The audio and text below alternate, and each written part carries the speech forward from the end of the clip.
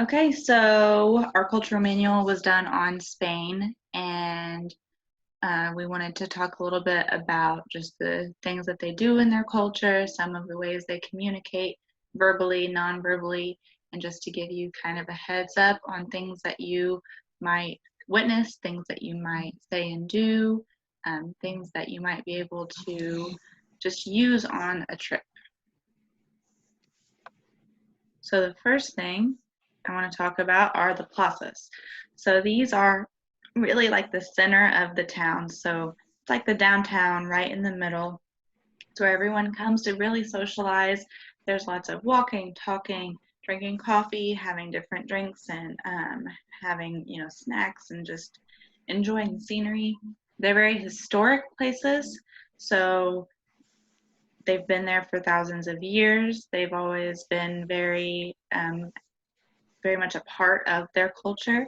You can really see anything in these plazas, from markets to festivals. You can see dramas, concerts, really anything that you can think of, you can find in a plaza. The first picture here is a Plaza Mayor, and that's where in Madrid the kilometer zero is, and that's literally the very center of Spain. People will gather around it and like put their feet around it and take a picture of their feet right in the middle.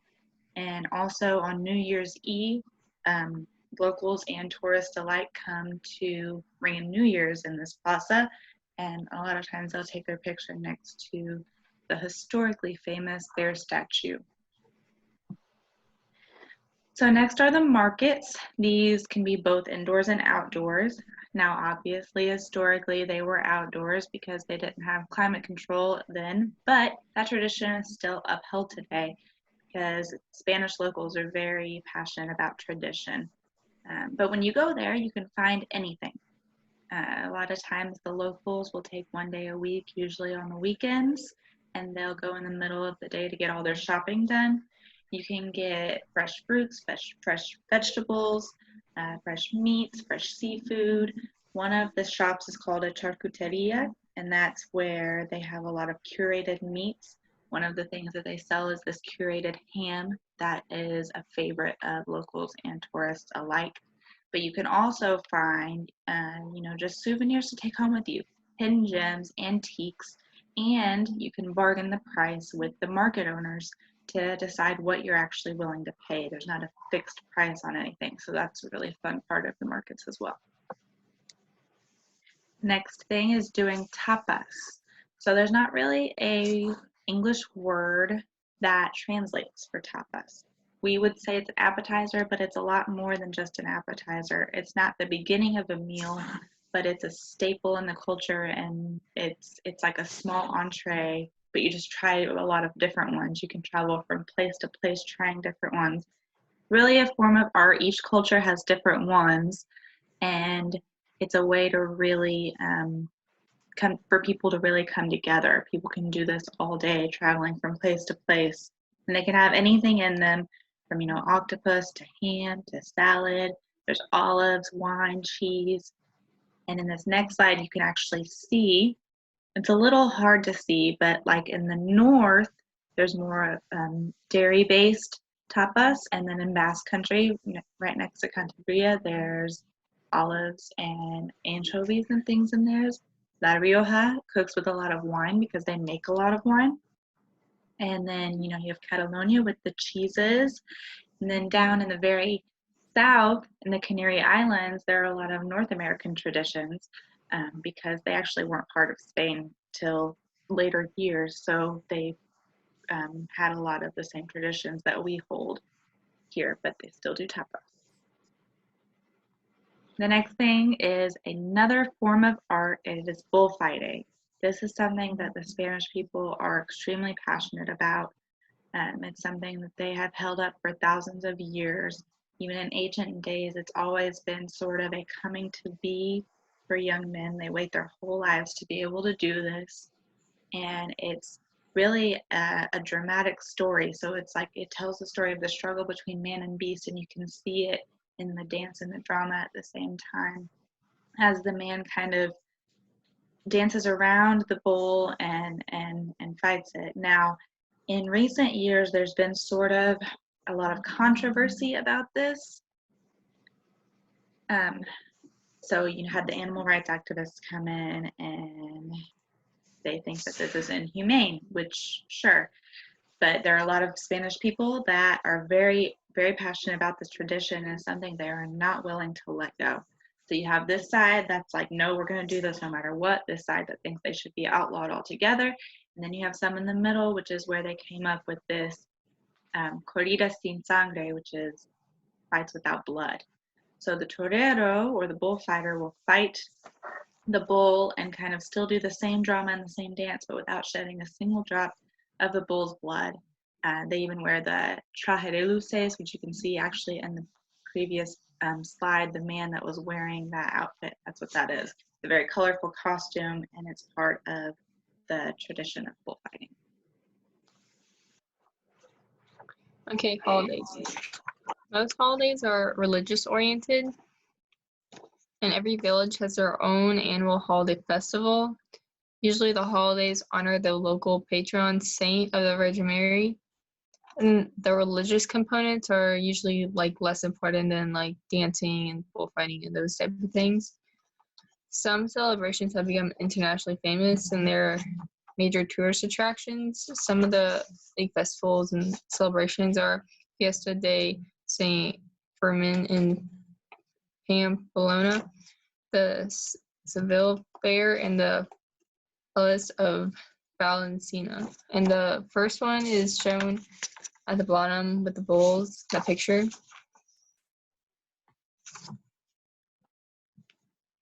In Spanish music, the flamenco tradition, it's from a marriage of Arabic and Spanish folk songs. It's carried through the southern Spanish unique rock Andaluza movement of the 1970s and 80s. Then Ibiza is the global capital of electronic music, and electronic artists and disco jocks come to meet on an island every summer. They perform at nightclubs, private parties, and music-related tourism, and this is described down in the image below. It's a nightclub or private parties, you know. Then La Tomatia, this is a festival. It takes place in the little town of Buno. It's near Vancelina. Thousands of residents and visitors gather to hurl tomatoes at each other. It started as a symbolic repudiation of harsh rule during the Franco era. It's now celebrated as celebrates the summer tomato harvest. Nonverbal communication. It's prevalent and far-reaching, but there's few nonverbal communication methods. The men usually greet each other with a handshake and a close friend with a hug, and it's also common to place a left hand on the other person's right forearm while shaking hands. Men are usually less protective of their personal space, and then women greet each other with a kiss on the cheek from left to right and then a small hug. And then women are usually comfortable with closer proximity. Sorry, my cat just sneezed. I don't know if you heard that. But also, pointing fingers is seen as rude and should not be done. And staring is considered immediately rude. No, wait, staring is not considered immediately rude. And Spaniards, they are usually tactile. They use physical touch to express themselves. In Spain, there's open display of affection. It's very common. And it's common to see people walking hand in hand or friends with arms interlocked. And like friends and people may nudge your arm or elbow or leg to reinforce their points in a conversation. Then an arm around a shoulder hold both their shoulders to show deep appreciation. People may do that. And some may move others' clothing or knee in their attire for them. All of these are to show friendly affection, and direct eye contact is expected during conversation. They describe their emotions with their hands, they talk with their hands.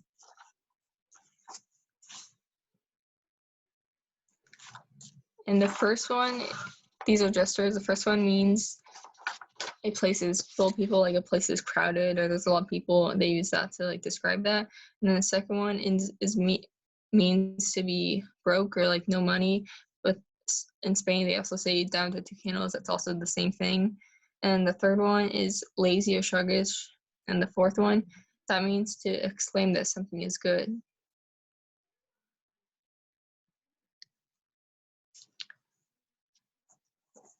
Then gestures. Begging another person, the way you do this is hold up one hand with palms face upward and waving one's fingers towards oneself. This is demonstrated with the picture below on the right. Then pointing is considered rude and should not be done. People may signal others of a suspect or thief if they think they're around. And then a circle with your index finger and thumb. This means money. And then a thumbs up is an insult in Spain.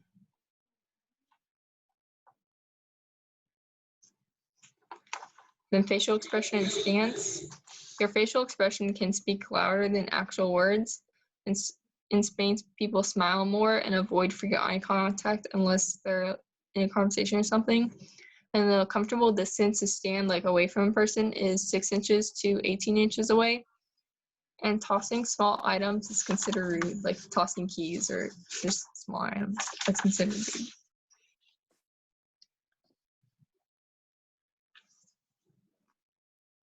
Okay, verbal communication. They tend to show when they feel strongly about something, and they use a direct communication style, which involves like a person thinks what they're feeling. So their communication is open, and they will give honest opinions and expect you to do the same.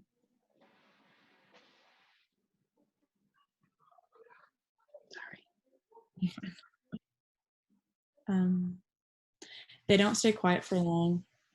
Silence in social situations tend to make them uncomfortable, and it is common for them to interrupt and talk over one another. And this picture is just some conversation phrases that you might hear when walking or what someone might say to you.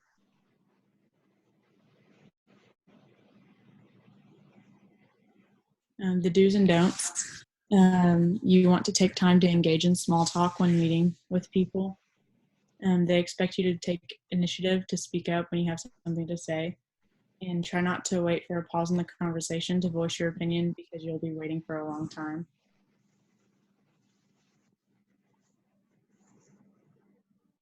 And you try to avoid criticizing the Spanish cultural people or nation. Try not to criticize their favorite football team or that it's a bad sport unless you want to debate, and their football is our soccer.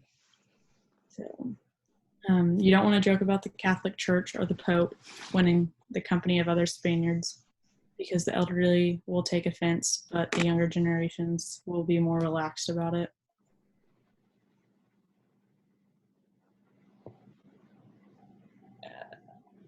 Greetings. A common greeting involves a kiss on the cheek. That's most likely done in between women. And then in a professional setting, a firm handshake and eye contact is an acceptable greeting. And another common verbal greeting is good day or good afternoon. It just depends on the time of the day.